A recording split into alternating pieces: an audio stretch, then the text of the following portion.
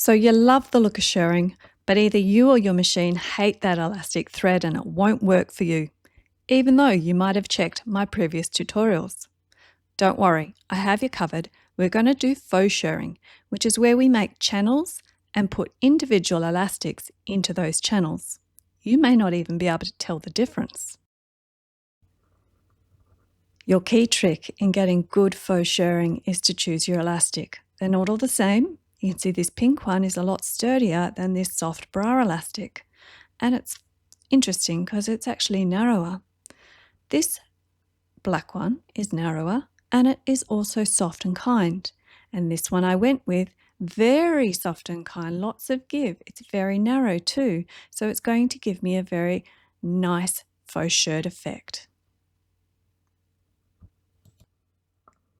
Let's get straight to sewing the channels. We can look at how to cut your waistband at the end of the video.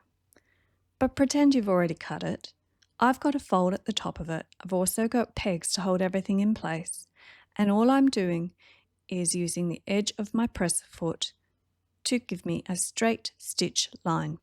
Because that's all we're going to do over and over and over again. We're going to create straight lines which will form our channels. So I'm almost finished one row here.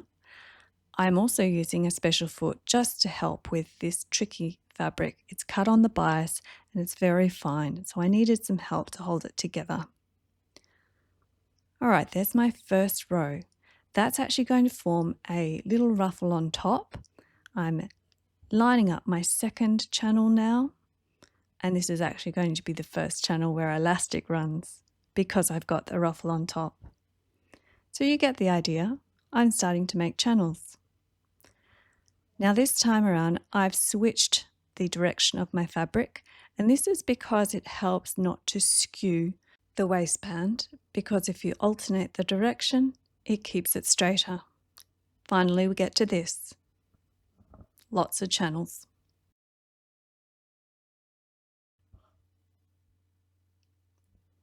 Inserting the elastic is another key job here. I've got the channels. I'm going to count them because I want to make sure I have put the elastics in the right channels. I'm going to be doing it in one channel, skipping a channel, one channel, skipping a channel, etc. So I'm going to use my handy loop turner and feed that through the first correct channel and get it all the way through my material. And then I'm going to make sure that I have really hooked that onto the loop turner. And then I can pull it all the way through. Now what I didn't say, but I did show you, was that on the other end of that elastic, I have put a safety pin, and that will stop it from pulling all the way through. And right here, I've anchored it with a peg. So I keep on doing that. Now I did also stabilize my waistband with a little bit of glue in there. So here I'm just cleaning up my loop turner because I got a bit sticky. You can always wash it if you've used some washable adhesive. Another really hard job is actually easing out all of those gathers. So you want to have a consistent gather across all of those channels of elastic. Sometimes you have to really get in and just pull across the fabric on each channel.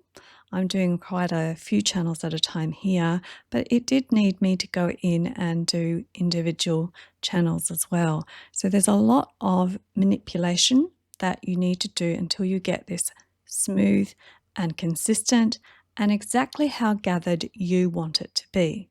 Now, of course, we will go into how much you cut to get a desired amount of gathering. The length of the waistband is kind of key with that. Once you've hoiked it all out, you will end up with something like this that is consistent and you're ready to go and sew it up. The first job to sewing it up is to anchor your elastics. So I'm going to go and do that on my sewing machine. I've done it. And what you'll see here is that on each of those elastic pieces, I've actually gone backwards as well as forwards as I've sewn down to really anchor them. Apart from this last one. Now this last one, I've used my soft kind elastic, but I am having second thoughts. I think I would like a firmer elastic, see how much firmer that is, to run around my high hip length, because I think that will give me a security factor to keep my skirt up at that level where it's safe and kind for me. All right, I have also gone ahead and overlocked my edges after I've anchored them on the sewing machine, and I have used my loop turner to hide away those little ends of the overlocking. I've done it at the tops. There's one yet to do, and as you can see, I have kept that elastic free so that I have a contingency plan and I can adjust that later. If you want to do on-body adjustments for a perfect fit, you can also do them. This is a video from my Shirred Waistband series, tutorial. But if you're going to do it with faux shirring, anchor just one side of the elastics, don't do the second side, and then fiddle around with this on your body and tug the elastics tighter or looser so that you get the perfect fit on yourself.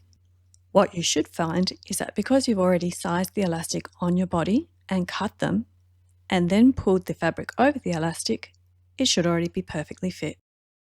We're ready to go and sew that seam. On your sewing machine, you're going to peg or pin this together because it's quite tricky. You're going over the ridges of elastics and you're trying to get those elastics to lie directly over the top of each other. So go slowly and carefully. Now I'm just missing that last elastic so I can still alter it, the tightness, and finishing that seam there. Let's have a look at that. And yes, where I feel down, I have actually made that like a little spine of elastics. They're actually joining up very nicely. And let's just have a look at it. Sitting down, there is the waistband. And there it is in another view. So looking like it's shirred, but this is faux shirring. Now the other thing that you'll find, or if you're like me, you'll find, is that for whatever reason on my tummy skin, it didn't like the touch of this fabric and the texture of this fabric being gathered. So I decided that I would add a lining. And you can do this at this stage, so fear not. If you are also sensory sensitive, you can add a lining. Just put your waistband down on top of some lovely, smooth, silky jersey that's got stretch, and that's going to be lovely to your skin, and cut around your waistband shape. Now I'm ready to go and sew that seam, and then we can get on to marking the quarters. We do half-half, quarter-quarter. We do it on both the lining and on the waistband, and I've got pins at top and bottom, top and bottom, top and bottom. And that's because I will use those bottom markers later. The top ones are what we're using to attach the lining right now. So I also went and overlocked that top edge of my jersey. I didn't need to, but it was to make a line for me to join visually to the top row of my channel. So I'm lining up that bit of overlocking to the top row of stitching, and then I'm sewing on the top ruffle bit. So I'm not catching any elastics. I am slightly stretching this out a little bit just so I'm not going to catch pleats in that top ruffle. So just keeping it smooth. Now I did decide to use a zigzag stitch. I didn't really have to, but I was a little bit worried that I needed to have a little bit of a stretch factor to it. So that's why I'm using a zigzag. You don't have to. Now I've just finished it off here. And let's go have a look at what that turned out to be like. You can see that zigzag there. The ruffle is sitting up fairly well, apart from there. Okay, so I don't like that at all. It's gone wonky. I'm going to unpick that area and I will restitch that. I will show you how in just a minute. Let's pull that out. Okay, let's have a look at the rest of it. And the rest of it is looking pretty good. Yeah, I can live with that. All right, so it's just that one area that I need to go back into. So I'm going to get that ruffle sitting up and not being caught. I'm going to go over the existing line of stitching just to catch it so that it won't unravel, and then I will stitch where I want it to be with the ruffle not caught, and then go over again that other edge of the stitch here, back and forth to secure that.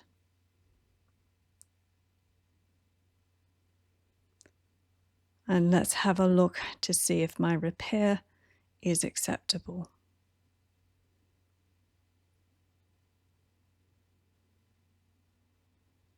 Okay, so from this side it looks pretty good. Let's have a look underneath. Well, this is what it's going to look like underneath. All of that's hidden because the lining flips down over it, so that's no problems. And yes, I've covered the gap. And the ruffle is now sitting up as it's supposed to without any interference. Right, this is the lined side of the finished waistband, and this is the faux shirred side of the waistband. This is it on my body. And it's very soft and kind. It's a very, very gentle amount, practically no elastication, and exactly how I like it.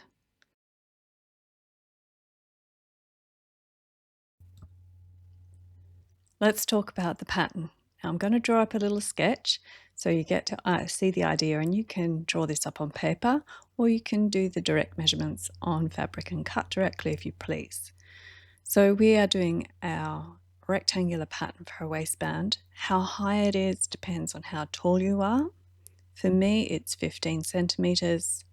I'm always going to label my patterns. So this is the faux shirred waistband pattern. And of course, I'm also taking that height measurement up to my waist. I'm taking it from the high hip position. So that's where it's going to join my garment. So I'll label that just for you here. That's my high hip. And the top is my waist. Now the top of this rectangle is going to be a fold, because we need to fold over the fabric, so we've got something to make tunnels to put in our elastics. Now this length of the pattern, this you can have some leeway in. It will definitely be your circumference, and so long as you get it over the widest part of yourself. And you can really go 1.5 to 3 times your circumference. So you will be far less gathered with a lower multiplication, and much more gathered if you do it 3 times or more. You do need to get it over your bum or the widest part of you, so just make sure you check that you can do that. Now, 1.5 is not necessarily the lowest measurement you can multiply it by. I actually did it with slightly less. I could get it over my bum easily enough, very easily, so that's fine. Mine was probably more, it was a bit less, okay? So I'd say maybe 1.3 is sort of your lesser amount, because you are going to have some gathers. But the lesser amount of multiplication, the less gather it's going to be. If you have a nipped in waist, okay, the top measurement is your waist, you may want to take that circumference, because it will be very different for you if you aren't a rectangular shape or an apple shape. If you have an hourglass or you're going in at the waist, you're going to have to take a measurement for your waist circumference, and then you will angle your pattern in. You'll do the same calculation, use the same ratio as you did at the bottom. So you'll find that measurement. And then of course we've got that fold there, so we've got some channels of sewing that will go all the way down. You can make those channels wide or narrow. It doesn't matter, that's your choice. And you can also tighten the top elastics to fit your waist. Let's get to cutting.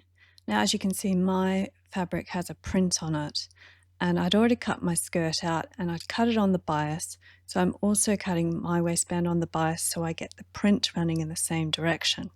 You do not have to, and I would actively encourage you not to, cut your waistband on the bias because it will do nothing for you except make your sewing harder.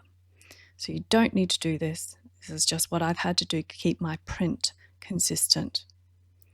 So you can cut directly onto your fabric. You can have a pattern and cut around the fabric. You just need to make sure that you are cutting straight lines, essentially, and make sure you give yourself a really good contingency at that cut line beneath. There we go, because that's where your garment is going to join and things can skew. You're going to need a little bit of leeway to cover contingency factors. You're also going to obviously need to have stuff to join to your garment.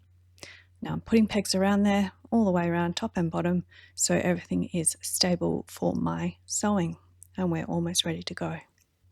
You might not have thought about how useful faux shirring is if you're just thinking you failed at shirring. Shirring will always have the same type of gathering because it's set into the machine function as it sews. So you can't adjust that. But because we've got individual tracks of elastic here, we do have the ability to make it either looser or tighter. And you can even nip it in at the waist. We're going into some skirt projects next because we're going to use these waistbands. You might have done a shirred one, you might have done a faux shirred one. It doesn't matter. We're going to be doing some skirts. So stay with us, enjoy your comfy life, get your shirring on or your faux shirring, subscribe, and I'll see you next time.